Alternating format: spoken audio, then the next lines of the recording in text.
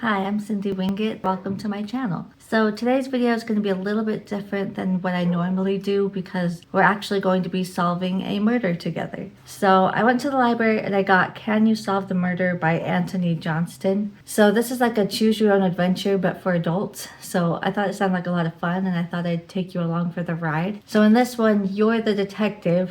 So it says, let's see. It says, who will you interview? Which leads will you follow? What clues will you find? And finally, who will you accuse? The choices are yours, and only by following the correct path can you solve the murder. So it kind of gives you an explanation and breakdown of what you do. So basically, if you want to examine the body, or if you want to search the crime scene, then depending on your choice, you go to a different section, just like a choose your own adventure book when you were a kid. So it sounds really fun. It sounds really intriguing. I don't know if this should be a spoiler-free video or not. I'm going to try to do it spoiler-free, but if it turns out that I just can't really do this video without spoilers, then I'll go ahead and let you know. But I'm basically going to take you with me and just tell you the choices that I make. So I'll tell you what the crime is, and they call it the, let's see what they call it. They call it the Flowers of Elysium. So that's the case that we're trying to solve. So I'll tell you what the case is, and then I'll tell you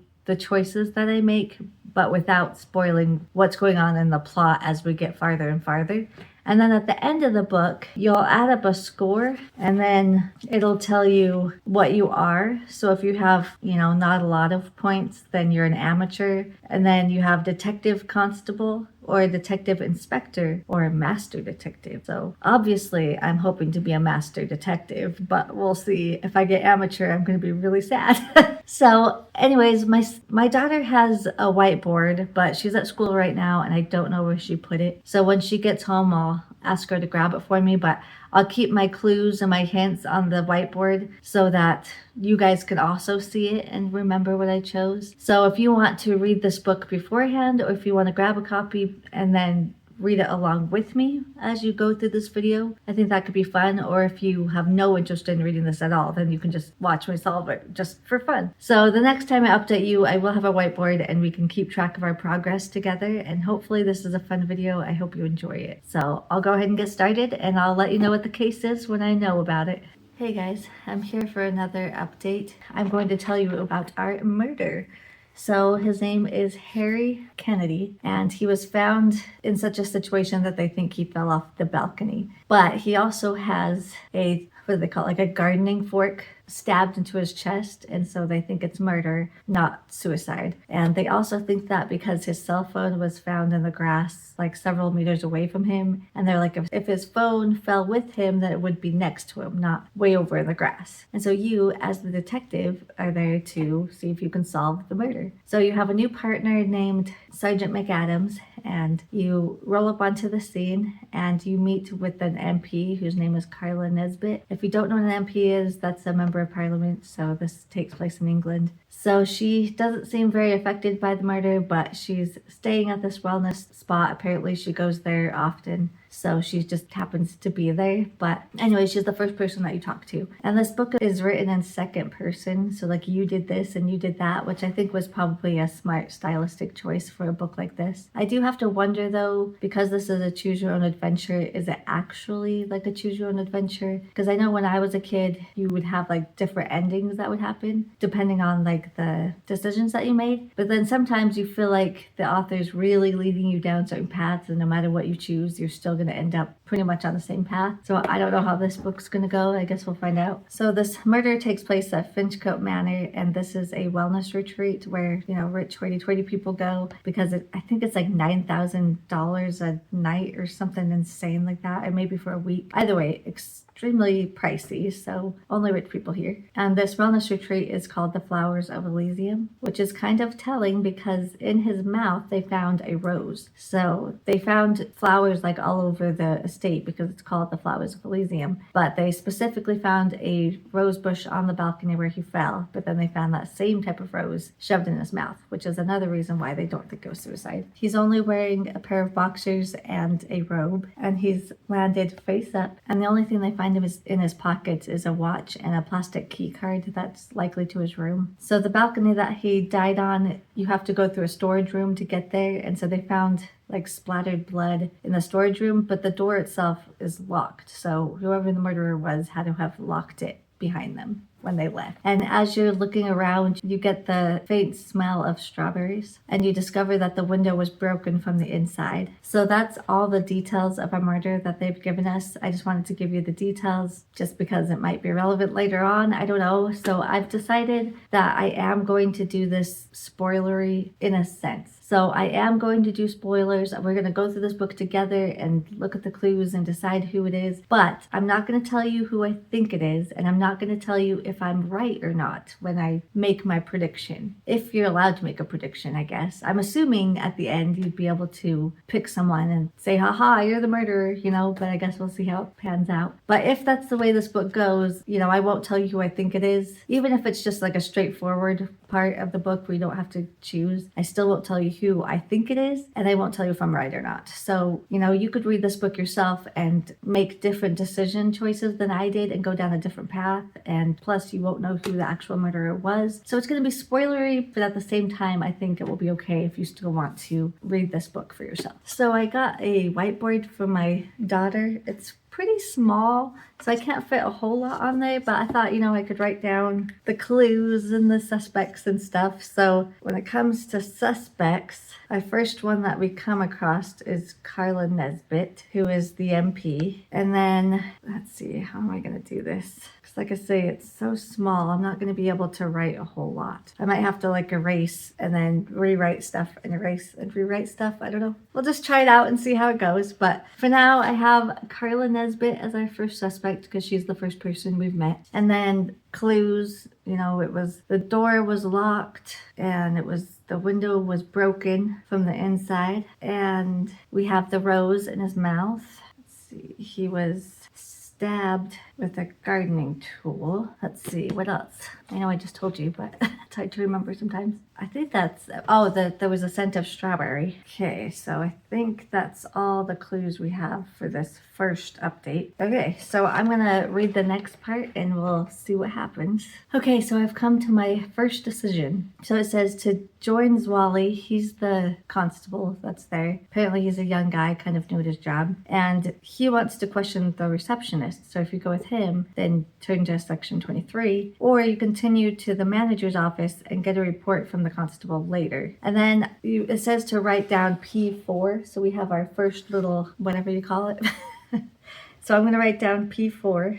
Where should I write that? I guess I need like a new column or something. So I'm just going to put like a new column. So we have our suspects, and then whenever it tells us to write down something, and then our clues over here. Okay, so I think I'm going to go to the manager's office because it does say you can get a report from the constable later. So it sounds like we'll get that information either way. So why not go to the manager's office? So that's what I'm going to do. So I'm going to turn to section 135. Okay, so we've ran into a random tattoo guy that was arguing with the detective, or not the detective, there was a cop outside the locked door and he was arguing with some tattoo guy. So we have a new suspect, tattoo guy. So there he is.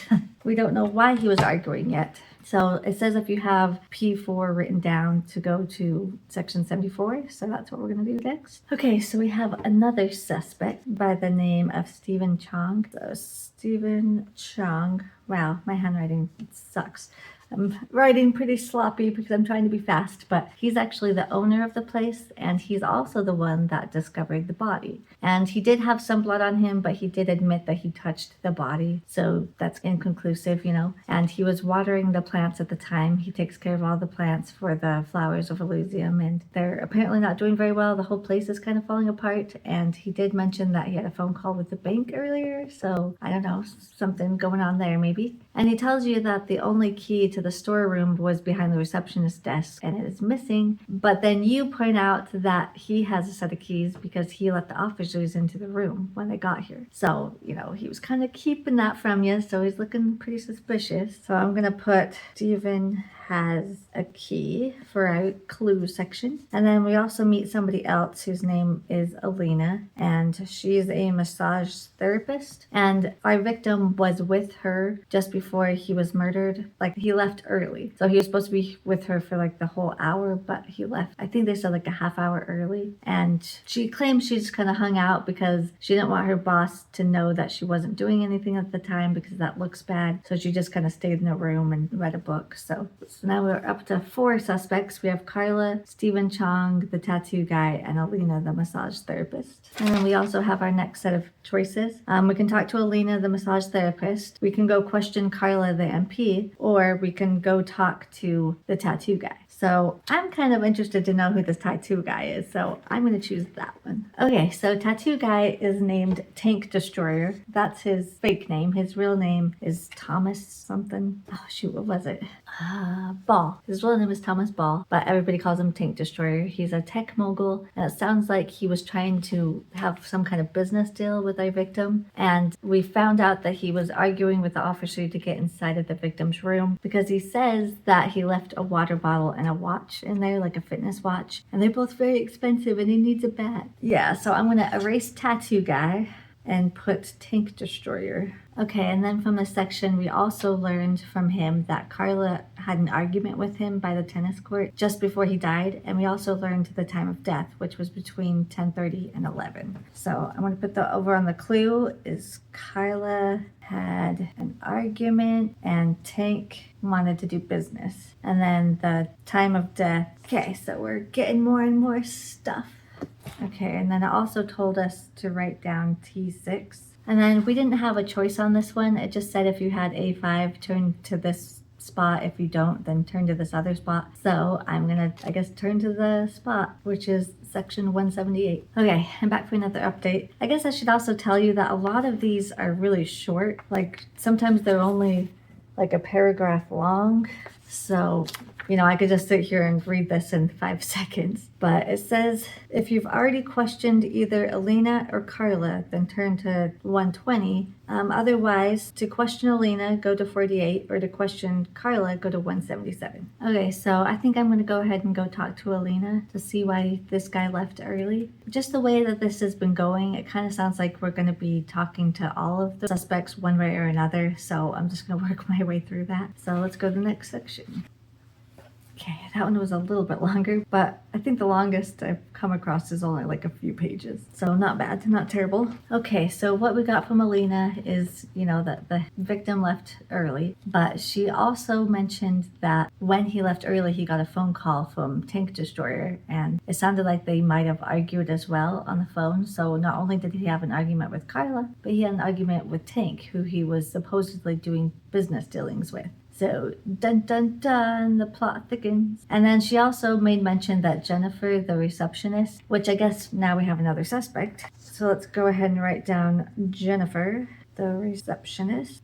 She doesn't do a daily check of the keys like she's supposed to. So the key that's behind the desk that's missing, she didn't even know it was missing until the officers showed up. And so you, as the detective, are kind of thinking, well, that means the key could have been taken at any time by anyone. We are told to write down A5, so we have another letter numbered. And then it says you can either question Carla or Tank. If you've already spoken to one of them, then turn to section 120. So we did already talk to Tank, so I guess we're headed over to 120. It's kind of a little bit annoying that you have to try and find these sections, but I don't know, kind of fun at the same time. Okay, so in this section, we have a bunch of the guests wanting to leave the wellness retreat, but you're telling them that they can't. They all got to go back to their rooms while this murder is being investigated. So then you ask Jennifer, the receptionist, if you can get a list of people who were slated to leave anyways, either that day or the next day, and Carla Nesbitt was on that list. And then you also learn that our victim was trying to do a housing development, but it was being blocked from the bank, so he wasn't able to start breaking ground or anything. And then Harry, our victim's wife, shows up. Her name is Flora, and you have to inform her now that her husband is dead because she didn't know he was dead. She actually didn't even know he was here at the wellness retreat until she saw a brochure. And so she was telling you, the detective, that this isn't the type of place he would normally go to. He's not really into the whole spa treatment type stuff. That's just not really his vibe. So she was surprised that he was even here, and then obviously shocked that he's dead. She's a little bit worried that she would now take over the company, but you kind of wonder if maybe that's a motive, that maybe she wanted to take over the company. And you know that the company wasn't doing well, and that's why the housing development was being blocked, but she doesn't act like she knows that, but it could be an act. So I guess we have another suspect to write down, which is Flora, the wife.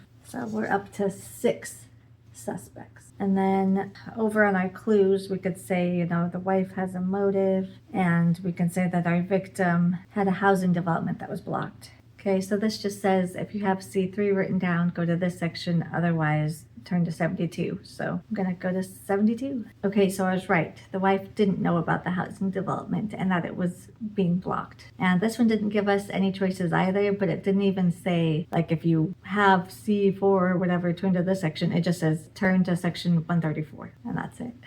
Okay, 134, here we come. So the only thing that this section really gives us is that Flora, her name is like flowers and plants. That's your thought process, when you had the rose in his mouth. But I don't know, personally, I feel that's a stretch. And if you're the murderer, why would you out yourself out that way? Like, that just seems stupid. So personally, I think that's a red herring. But it says to turn to section 134 now, which is kind of annoying because the last few times there hasn't been any choices. It's just been turn here, turn there, turn here. And isn't that kind of the point of the book, is to make choices? So that's a bit annoying, but it is what it is. Okay, so in this section, you found out that your partner, Sergeant McAdams, kind of illegally peeked into Flora's car and discovered divorce papers. So that's yet another motive for her. So let's write that on our clues. Flora has divorce papers. So we do get another choice finally, but it's kind of a lame choice. Basically, if you reprimand Sergeant McAdams for finding this divorce papers illegally, then turn to this section. If you compliment her on, being innovative or whatever, then turn to this section. I guess I'm going to reprimand her because honestly, if it's obtained illegally and you find out, you can't use that evidence in court. So I don't know. I guess I'm going to reprimand her. That's my choice. I'm going to be the hard-nosed detective, I guess. So in this section, we don't learn anything new. It's just you reprimanding them and then telling her essentially what I already told you, that they can't use this in court. So anyways, and that says to turn to section 118. So we're going to do that. See you in the next section. This section is just reiterating that Flora would get the company and that this could be a motive for her and blah, blah, blah. So no new information again. And it says if you have A5 written down, to turn to section 14, which we do. We wrote down A5, so go into section 14. Oops, I'm at the back of the book. It's going to be at the front door.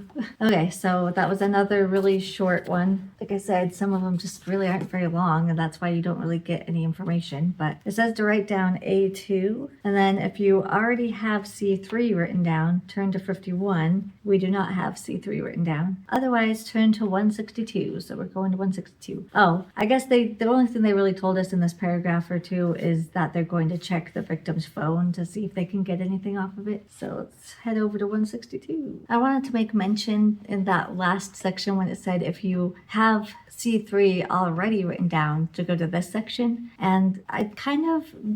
So the use of the word already makes it sound like you're going to get to the section that has C3 either way. So it does kind of sound like we're being led down a certain path. So we'll see. Okay, so in this section, while they're waiting for the phone to be analyzed, we're talking to the officer that was talking to Tank, who wanted to get into the room. And he tells us the information we already know about the water bottle and the watch. But now we have a choice to check Harry's bedroom, even though forensics has already been there, or to go talk to Tank again. So I chose to go look at the room because I'm thinking that maybe you think that there's extra clues there that maybe the forensic team didn't pick up on. So that's what I chose. Okay, so this is a little bit longer of a section as well. And you go into the room and you look around, and in a wardrobe behind a jacket, you discover a backpack with a laptop in it. So you're going to have the laptop analyzed as well as the phone. In the jacket pockets, you discover a key that's probably to his room, and then you also find a wallet. And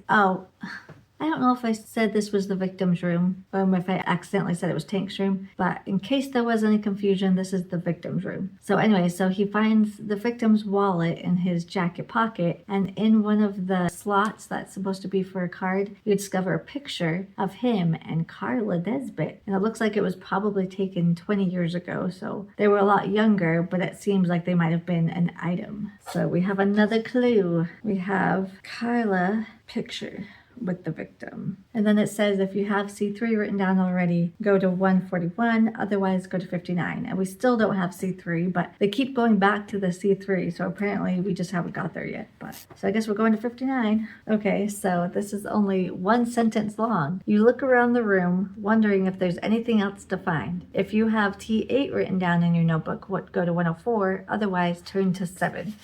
So literally one sentence. That's kind of dumb, but whatever. We do not have T8, so we're going over to 7. Okay, so in this section, we find out that our victim, he was supposed to pay, $9,000 for the room for the week, and he didn't pay it. He got it comped, and so he got VIP treatment for free. And then Tank Destroyer, he got his discounted. So he would apparently every time he comes, he's on the lower tier on the price packaging, but he got bumped to VIP. So that's kind of suspicious. Why would he even do that? Especially like earlier it said that the place is falling apart and there's leaks and stuff. So why is he comping people? So that's suspicious. We're gonna write that in our clues. So we're kind of officially out of room for clues, but so far I don't think there's going to be any other suspects because we haven't run into anybody else. So I'm going to start writing it over here for now. So I'm just going to draw a line because I think those are our 6 suspects that we're trying to discover who the murderer is. And then it just says turn to section 91. So again, no choice. There's really not a whole lot of choices in this book for having a choose your own adventure format. So that's disappointing. So we received quite a bit of information in this section. So we talked to the doctor that did the autopsy on our victim, and he did die from blood loss. That's the official cause of death. But we don't really know if the blood loss came from when his head struck the ground, from the fall, or if it was from the stab wound. And we also don't know if he was hit on the head prior to going over the balcony because there's so much damage from the fall. You can't really tell if maybe he was struck beforehand. But the doctor did also find 3 burn marks on his back, and then he also found some scratches on his arm. And then you talked to a technician who looked at the phone records, and he says that Harry received a text message 3 days ago from Carla, but apparently the text message is written in code for some reason. So I don't know. I probably should write that code down, but it's kind of long and I don't have a lot of room on my board. So for now, I'm just going to note the section that it's on, and then if I need to go back to it, I can. Okay, so it says if you have A2 written down, go to section 3, and we do have A2 written down. So let's head on over to 3. So we find out in this section that before he left Alina, the massage therapist, he did receive a phone call, and you found out that phone call was from a guy named Graham, and he owns the property next to the one that our victim wanted to buy for his housing development. And then it says write down A8. A8. Would Graham be a suspect then, maybe? Sure, I guess I'll hurry and write down his name before I go on. Graham. Okay, and then it says if you already have C7 written down, go to section 64, otherwise turn to 30. So we don't have C7, so we're heading over to 30.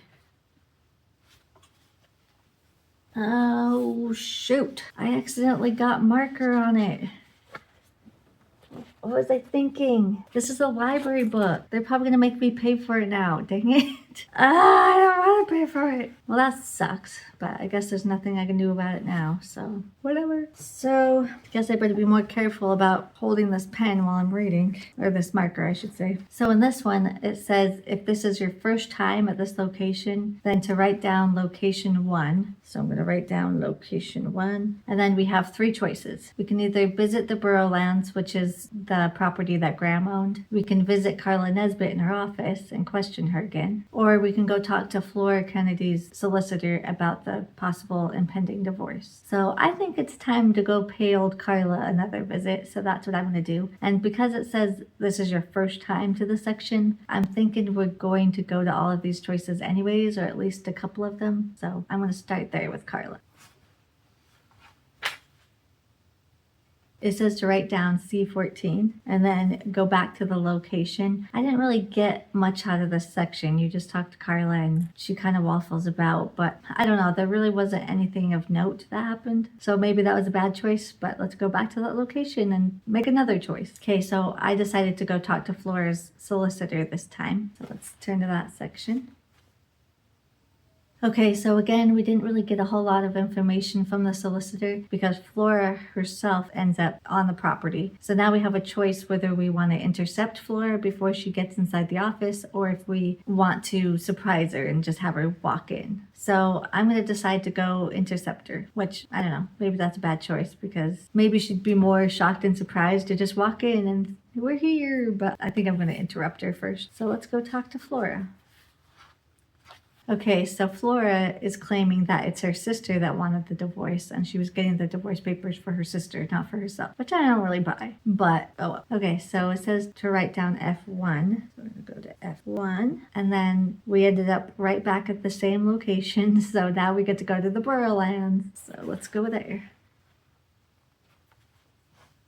Apparently this land is quite close and there's CCTV footage of the solicitor's office and it shows that after Flora went to the solicitor's office supposedly to get these divorce papers, she left and then like 10 minutes later she came back and the direction that she drove in was towards Elysium. So now we're thinking that there might have been time for her to go to Elysium, kill her husband, and then make it back. So let's write that in our clues. I haven't really been writing down clues very much, although there hasn't really been a whole ton of them to be honest. So Flora is on the CCTV footage.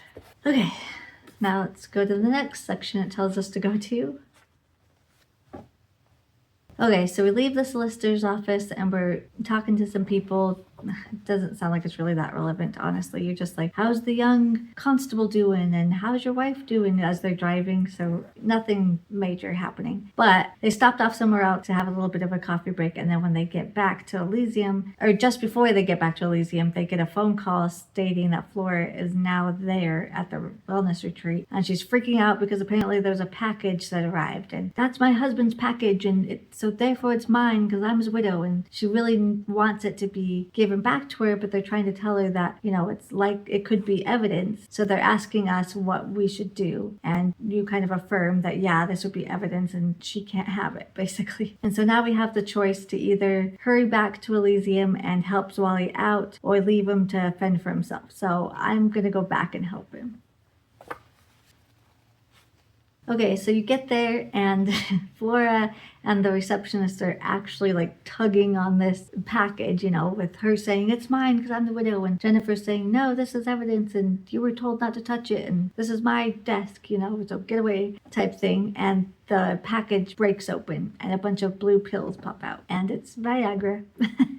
And so Flora is pissed and Jennifer is a nice woman. She's very beautiful. And she accuses Jennifer of sleeping with her husband because apparently her husband has a bit of a reputation for being a little bit of a Casanova type guy who hits on everything. So she accuses Jennifer of sleeping with her husband. So everybody seems surprised by the Viagra except for Alina. And you find out it's because he's kind of been grabbing at her. She was his massage therapist and he's been coming on to her, so she wasn't really surprised. And so, and then in a shocking twist, because Alina said something about her husband being in the barrio and grabbing at her, Flora cold cocks her in the face. So now we have a choice whether to stay with Flora or to go check on Alina, who just got punched in the eye. So I don't think we're really going to get too much more out of Flora right now, so I'm going to go talk to Alina about this octopus hands situation.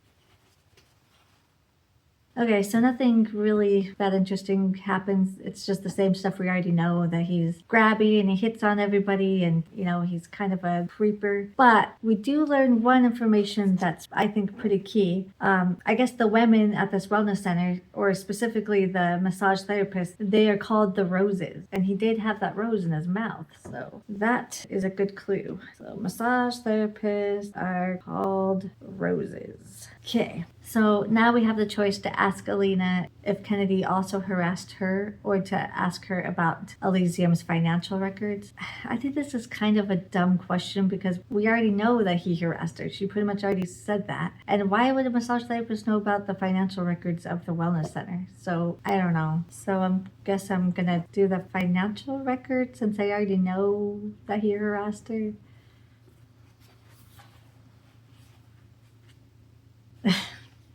Okay, so it's as I suspected. Why would I know anything about the finances of this establishment? You should go talk to Steven, which, duh. So yeah, I learned nothing from that section. It says to write down A3 though, so we're gonna write down A3. Okay, so it says to turn to this other section.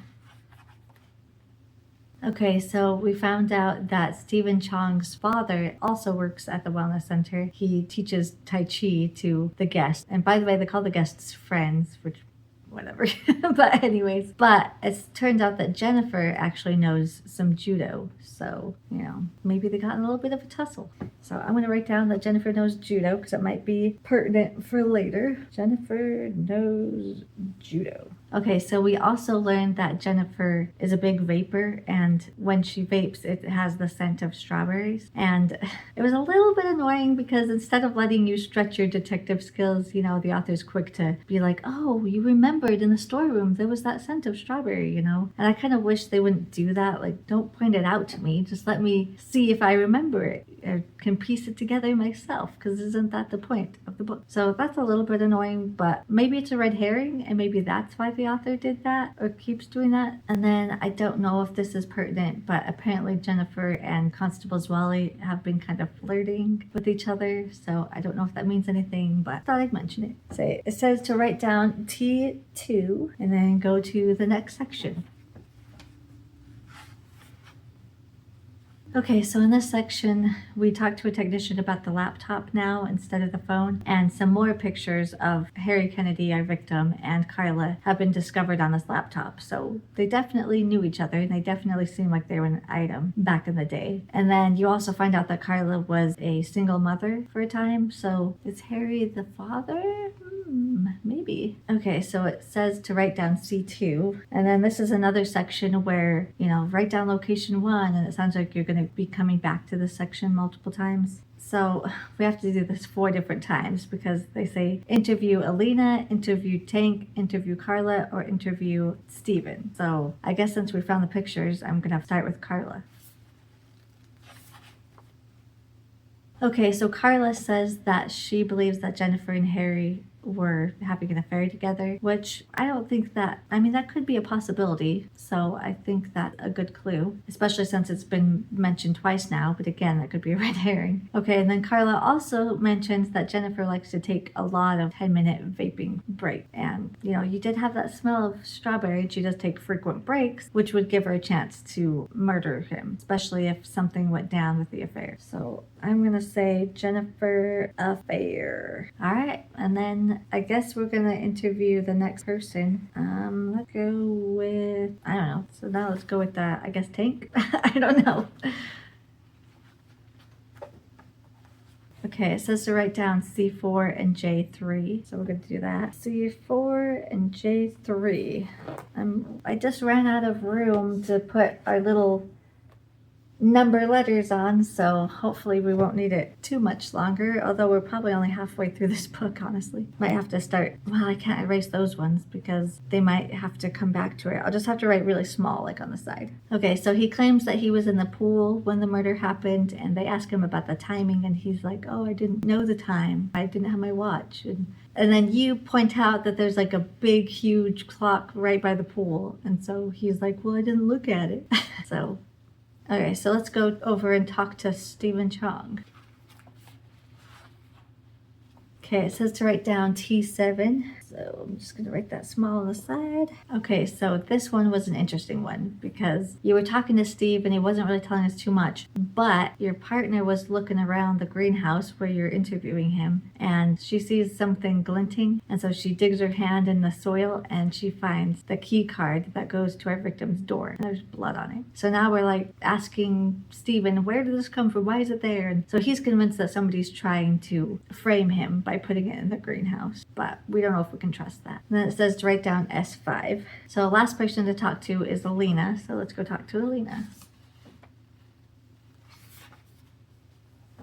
Okay, so we're supposed to write down A4. And we find out from this interview because we walk in and she's doing a massage therapy session with another client and you're talking to her. I don't know why you let the patient stay, but you do. So you start talking to her and she's getting kind of flustered and she accidentally burns her patient with one of the hot rocks that she's putting down the spine like they do in spas. And so did I say patient? I don't mean patient, I mean the guest. So the guest gets angry and upset and leaves the room and storms out. And then you're like, aha, the burn marks on the victim. And so then you ask Alina if she accidentally burned my victim. And she confesses and said that yes, she was kind of upset with him because of the way that he acts around women and she accidentally burned him. Although she kind of implies that maybe it was on purpose, but she didn't kill him. So let's write down Alina burns him. So she actually deliberately burns him, not because of him coming on to her, but she apparently the phone call that our victim got, I thought it was to somebody else, but I must have got that wrong or remembered it wrong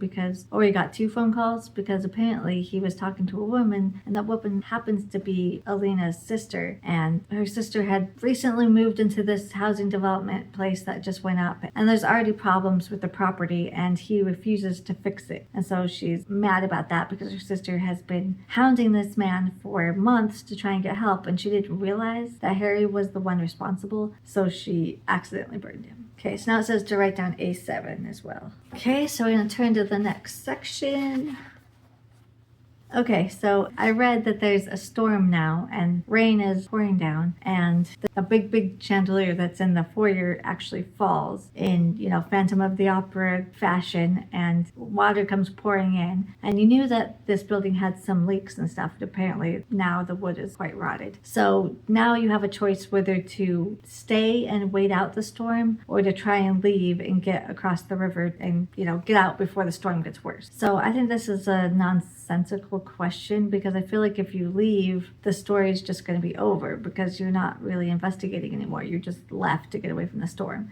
So obviously I'm going to stay. There's not very many choices in this book, and some of them I just like obvious like this, but whatever. So I'm going to choose to stay and wait out the storm. So Dr. Walsh calls and there was a sink in the storage room that our victim went through to get to the balcony, and apparently there's several different DNA in that sink. So he doesn't know, I think one of the DNA samples is from Carla, and then there's a third one, but he doesn't have a match for it. So he doesn't know whose DNA that is. So let's write that down. DNA from Carla. And then also the phones no longer work and the power just went out. So that's fun. And then it says to write down C16. Okay, go to the next section. Okay, so apparently that text message that we got from from Harry's phone from Carla, it's now time to decode it. So whoever was working on that, the technician, is like, I cracked the code, but he doesn't just tell you what it is, he tells you how to do the code. So it sounds pretty complicated and stuff, and I don't know, if I'm gonna get through this book with you guys, I don't wanna be here all day. So I think I'm gonna cheat.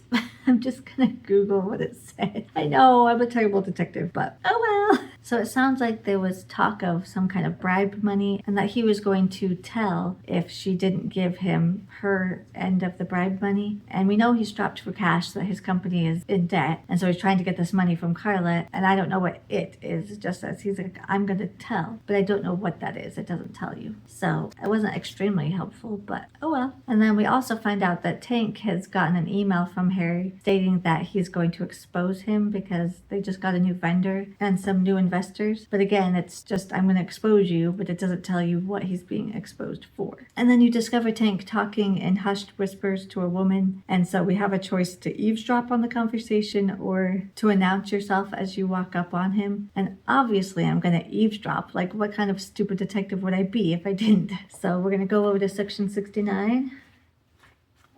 Okay, so it turns out Tank is talking to Flora and he's demanding to get the money that her husband owes him. And she's like, no, I'm not giving you any money. I don't owe you anything. He's dead. That has nothing to do with me. So she's refusing to give up the money that his partner apparently owes him. And then it says to write down F5.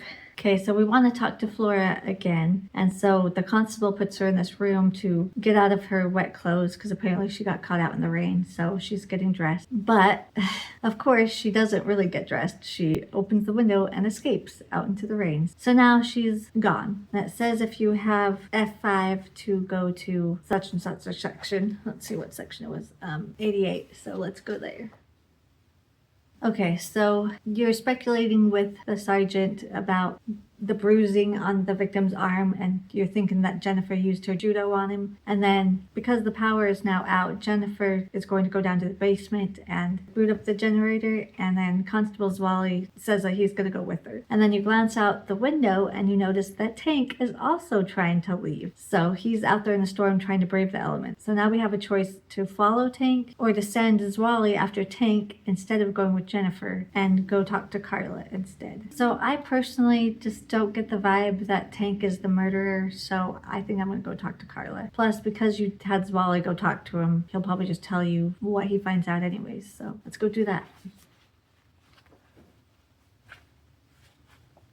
So after talking to Carla, you find out that instead of Jennifer having the affair with our victim, it's actually Carla that's been having the affair with our victim, which I should have seen, honestly. Like, I mean, obviously the pictures and stuff, but it sounded like that was over in the past because they said it was from 20 years ago, but that isn't to say that they can reboot their love or whatever. So yeah, they've been coming to this retreat to have their tryst. And so that's why our victim has been coming here, even though this isn't the spot he would normally go, because Carla frequently comes here and he comes here to be with her, and that's also why her DNA was in the sink in the storeroom. So ugh. Okay, so it says if we have C14 to go to 134, and we do have C14, so let's go over there. You ask Carla if her daughter Sharon is Harry's daughter, and she denies it and says that no, he's not. Now it says if you have C4 to turn to section 184. So let's look at our little thing, and we do have C4. So let's go to the next section.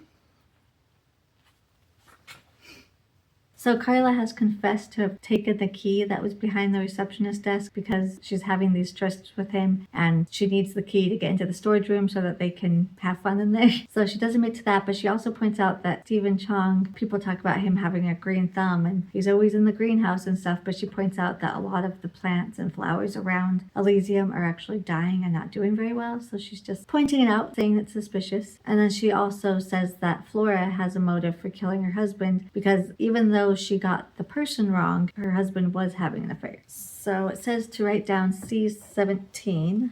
Go to the next section.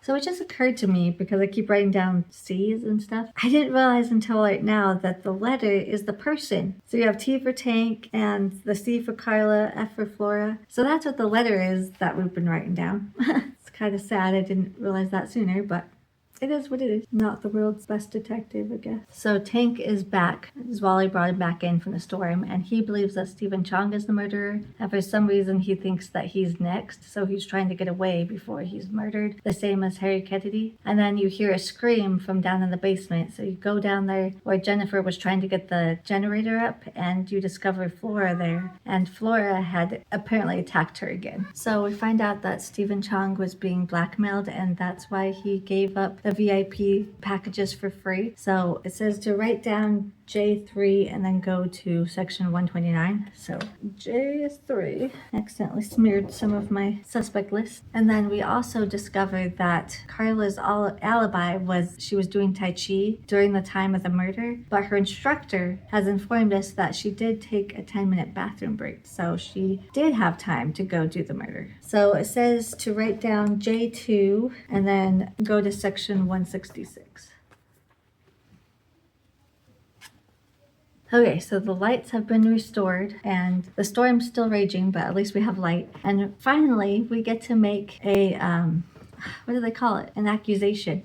We finally get to make an accusation. So we have all of our suspects, and Graham was not one of the suspects. So we're gonna, okay, so I've taken off Graham because other than owning the land, nothing really came of him. So we have Carla, Tank, Stephen, Alina, Jennifer, and Flora as our suspects. Let me know in the comment section if you think you know who the murderer is. I'm going to make my selection, but again, I'm not going to tell you who I think it is.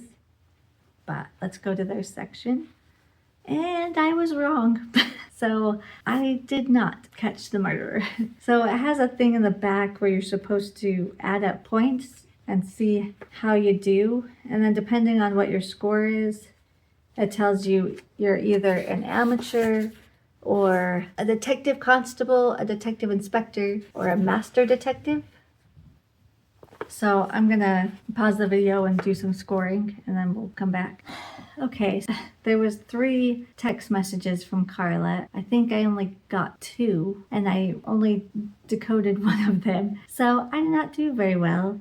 So you get 5 points if you at least wrote down the code, which I didn't really. And then you get an extra 10 points if you decoded it yourself. And then if you didn't decode it yourself, you get 5 points if you waited for the story to tell you what it said. And that's it. That's the only points is over these decoding of Carla Desbit's text messages. Like I thought it would be other choices that you make or certain paths that you went down and you'd get certain points for all of that. But no, the scoring is just for the text messages and nothing else. So that's kind of dumb in my opinion. So I am an amateur, which, you know, to be fair, I didn't catch the killer, so I should be an amateur. Okay, so I'm going to give my final thoughts on this book. Guess I'll hold it. But my final thoughts is that this is okay. I didn't think this was groundbreaking. I didn't see anything truly unique or exciting. To be honest, the Choose Your Own Adventure books that I read as a kid were a lot better than this one because you actually had more choices and they were actually choices that made sense, you know, and some of them did, you know, like follow Tank outside or follow this person or eavesdrop or don't, although that one is kind of stupid because why would you not eavesdrop? But I don't know, some of the choices seemed kind of low key, like not high stakes, like they wouldn't actually move the plot along too much. And then a lot of the choices was just like interview this person and then interview this person and then interview this person. And I don't know, but a lot of times it was just write down this number and go to this section or just go to this section. And I don't feel like there's anything gained by just flipping to different sections. So as a reading experience on the whole, I feel like this was okay, but I didn't think it was great. So I hope you enjoyed this video. If you did, please give me a thumbs up to let me know. Subscribe to my channel if you haven't already. I post a video every Friday and I hope to see you in the next one. See ya.